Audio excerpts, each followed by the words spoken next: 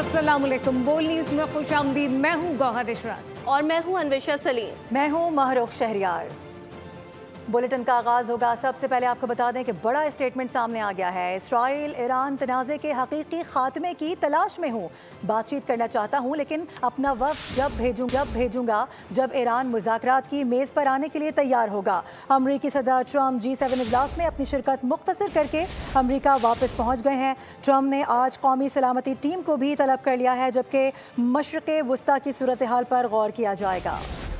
अमरीकी सदर Trump G7 इजलास में अपनी शिरकत मुख्तसर करके अमरीका वापस पहुंच गए। उन्होंने तैयारे में मीडिया से गुफ्तगू में कहा कि इसराइल ईरान तनाज़े के हकीकी खात्मे की तलाश में हूँ। तेहरान के इनखला के बयान पर वजाहत देते हुए कहा कि ये मुतालबा ईरानी शहरियों की हिफाजत के लिए बतौर तंबीह जारी किया। ईरान इसराइल पर हमलों में कमी नहीं कर रहा। ईरान के पास एटमी हथियार नहीं होना चाहिए। हम अपना वफ्द जब भेजेंगे जब ईरान मुज़ाकरात की मेज पर आए। अल्बर्टा में बरतानवी वज़ीर आज़म के साथ ट्रम्प ने कहा कि ईरान एटमी हथियार नहीं रख सकता। ईरान को मुआहदे पर दस्तखत करने चाहिए। यकीनी बनाया जा रहा है कि ईरान के पास जौहरी हथियार न हो। ईरान को जौहरी मुआहदे पर दस्तखत करने के लिए 60 दिन का वक्त दिया था, लेकिन ईरान ने इनकार कर दिया। व्हाइट हाउस की प्रेस सेक्रेटरी कैरोलीन लेविट ने कहा कि सदर ट्रम्प अपने G7 का दौरा मुख्तसर कर दिया और सिचुएशन रूम में इजलास तलब कर लिया है। नेशनल सिक्योरिटी काउंसिल को भी तैयार रहने का हुक्म दिया है। अमरीकी पेंटागन चीफ ने एक बयान में कहा कि सदर ट्रम्प अब भी ईरान के साथ न्यूक्लियर डील करने के लिए कोशां हैं, ताहम अमरीका चौकस और तैयार है और मशरिक़ वस्ता में अपने असासों की हिफाजत करेगा।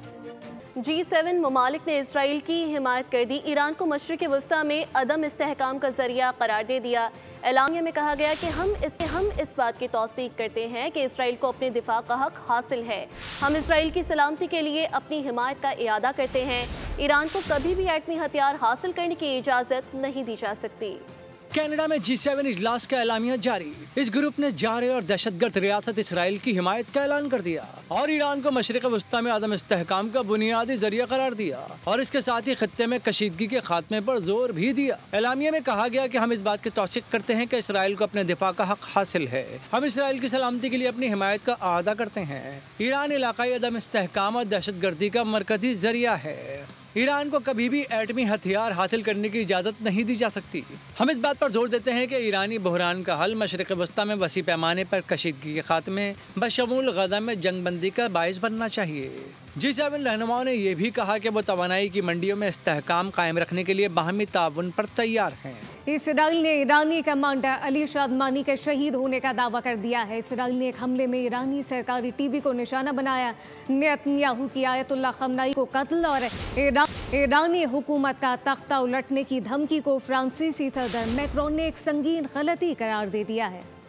इसराइल ने ईरान पर हमले में ईरानी कमांडर अली शादमानी को शहीद करने का दावा कर दिया। अली शादमानी को तेहरान में शहीद किया गया। इन्हें सेंट्रल हेडक्वार्टर्स के साबिक कमांडर गुलाम अली राशिद के शहीद होने के बाद इस ओहदे पर तैनात किया गया था। इसराइल ईरान की टॉप अस्करी क़यादत को मुकम्मल तौर पर खत्म करना चाहती है, जिसका सबूत ये है कि अब तक इसराइल के टारगेटेड हमलों में ईरानी अफवाज के जनरल स्टाफ मोहम्मद बुगैरी, खातिमुल अंबिया हेडक्वार्टर सरबराह गुलाम अली राशिद, पासदाराने इनकलाब के कमांडर हुसैन सलामी शहीद हो चुके हैं। इसराइल ने तेहरान पर मिसाइल हमला करके सरकारी टीवी की इमारत को भी निशाना बनाया। यह हमला उस वक्त हुआ जब एक खातून एंकर बराह रास्त नशरियात में इसराइल पर तनकीद कर रही थीं।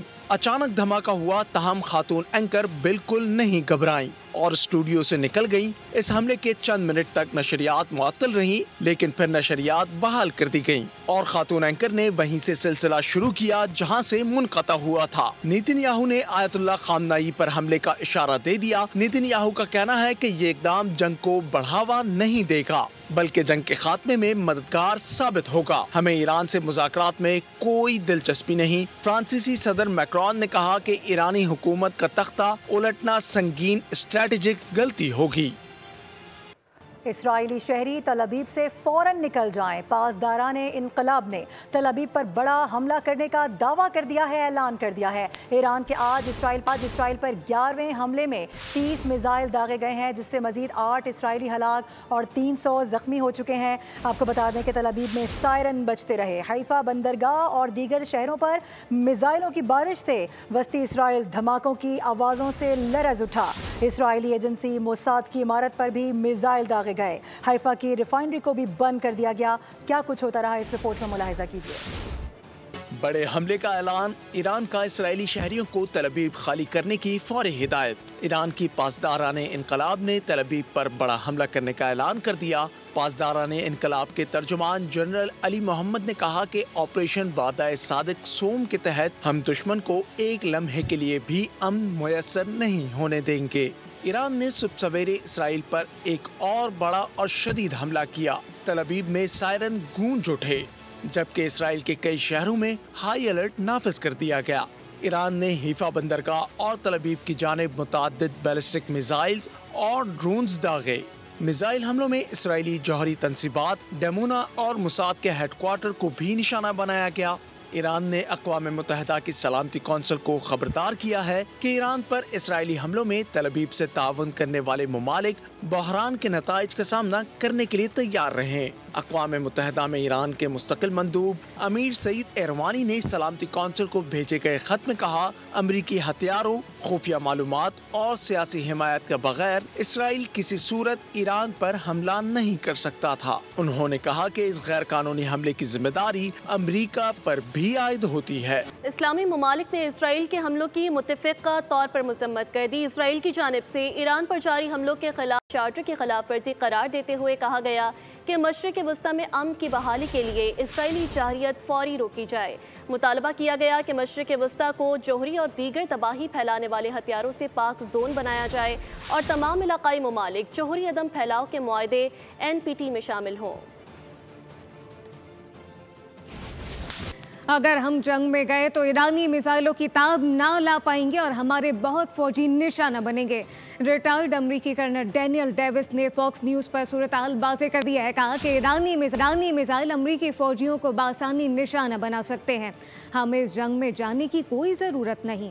एक और वार्निंग जारी की गई है। तल अबीब और ईरान के दरमियान जारी जंग शिद्दत इख्तियार कर चुकी है। ऐसे में हम देख रहे हैं कि चीन ने अपने शहरियों से कहा है कि जितना जल्द हो सके इसराइल से निकल जाएं। तल अबीब और ईरान के दरमियान जारी जंग शिद्दत इख्तियार कर चुकी है। तल अबीब में चीनी सफारतखाने ने इसराइल में मुकीम चीनी शहरियों को मशवरा दिया है कि वो अपनी ज़ाती हिफाजत को यकीनी बनाते हुए ज़मीनी सरहदी रास्तों के जरिए जल्द अज जल्द मुल्क को छोड़ दें। सफारतखाने ने इसराइल से निकलने के लिए उर्दन को तरजीही रास्ता करार दिया है। इसके साथ साथ ईरानी मिसाइल हमलों से इसराइल में दर्जनों लोग हलाक हो चुके हैं, जबकि सैकड़ों के जख्मी होने की भी इतलात हैं। और अब आपको बताएं कि पाकिस्तान के दिफाई तिजारती मुआहदों के हवाले से अच्छी खबर सामने आ रही है। पाकिस्तान और आज़रबाईजान में JF-17 थंडर की कामयाब डील हो गई। आज़रबाईजान एयरफोर्स में JF-17 थंडर ब्लॉक 3 तैयारों की शमूलियत। आज़री फ़ज़ाइया में 4.5 जनरेशन JF-17 थंडर तैयारियों की शमूलियत का मरहला आन पहुंचा। इसी हवाले से मज़ीद तफसीलात जानेंगे नुमाइंदा खुसूसी सलमान अवान से। सलमान अवान, ये अच्छी खबर सामने आई है पाकिस्तान और आज़रबाईजान के हवाले से। JF-17 थंडर की डील कर रहा है आज़रबाईजान।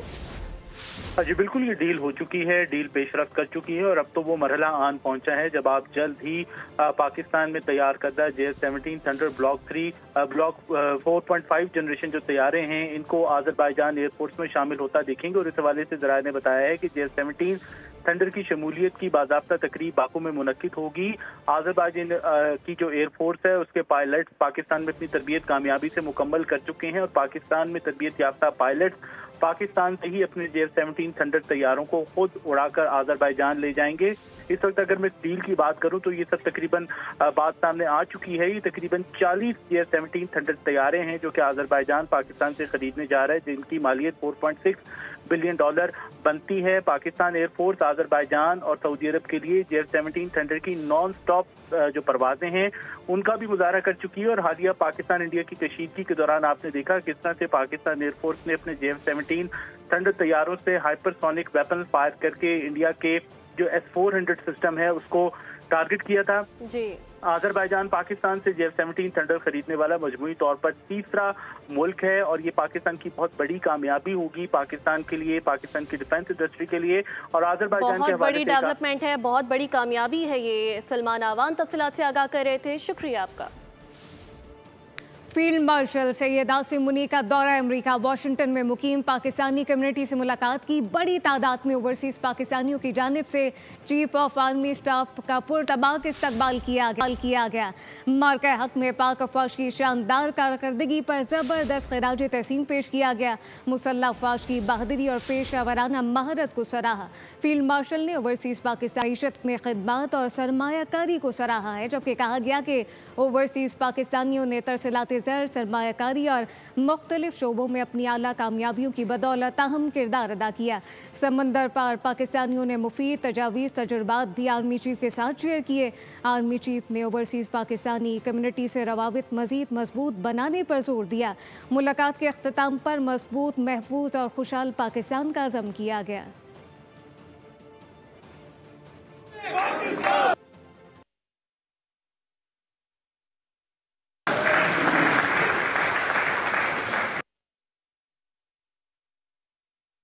اور کیا سوچا تھا کیا پایا. بھارت کی ناکارہ ترین حکومت کے وزیر اعظم مودی مہمان بن کر G7 اجلاس میں پہنچے, جہاں سکھ کمیونٹی نے خوب مہمان نوازی کی.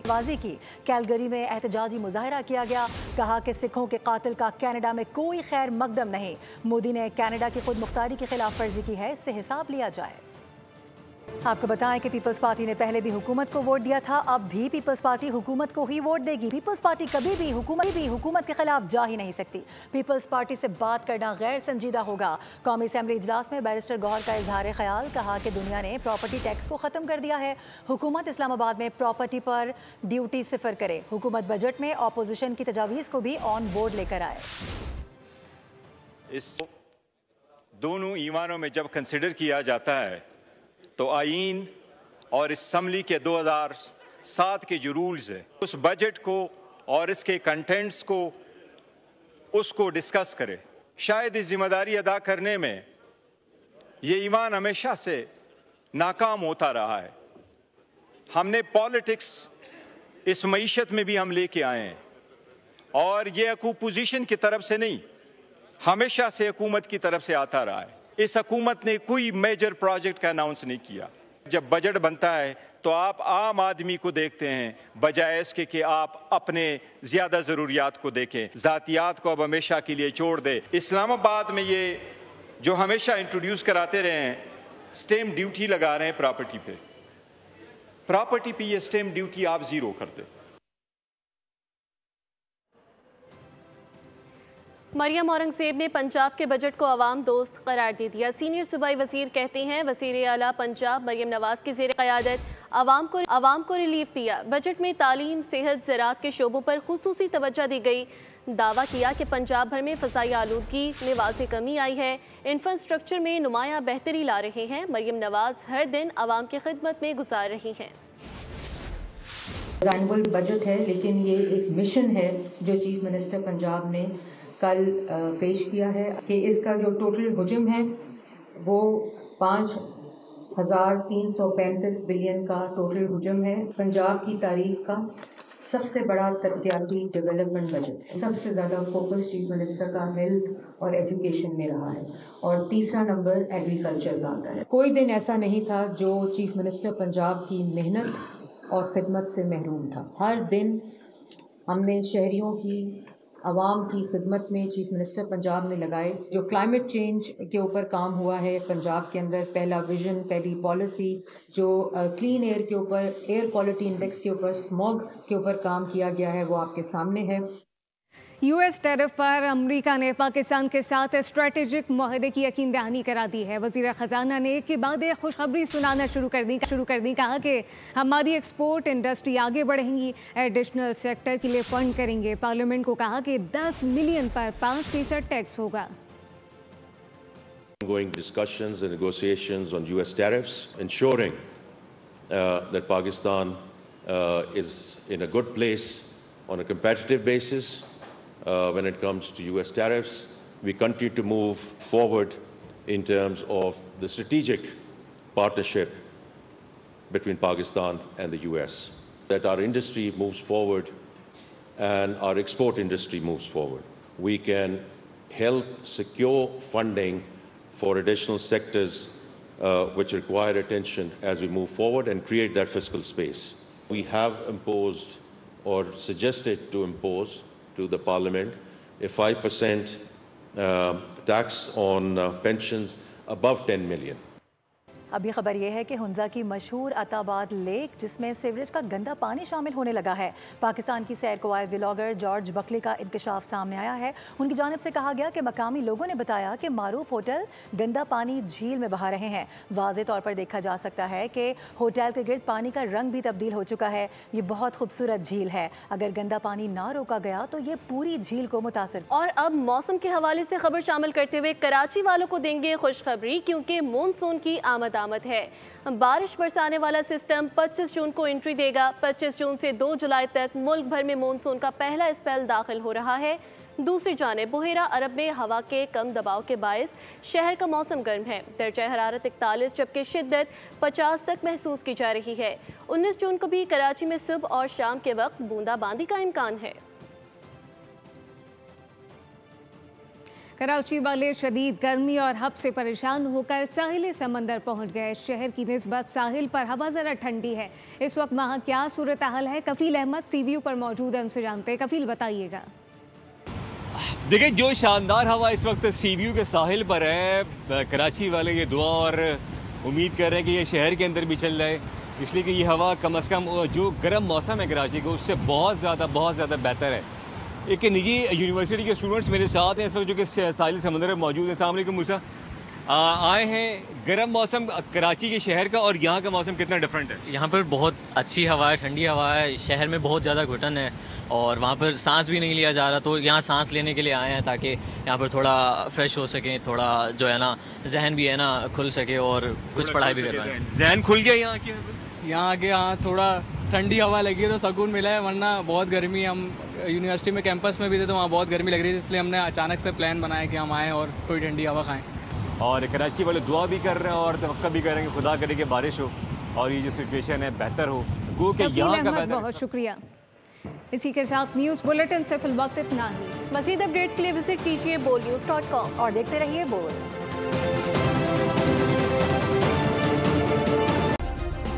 سبسکرائب کریں اور بیل دبائیں تاکہ کوئی خبر رہ نہ جائے۔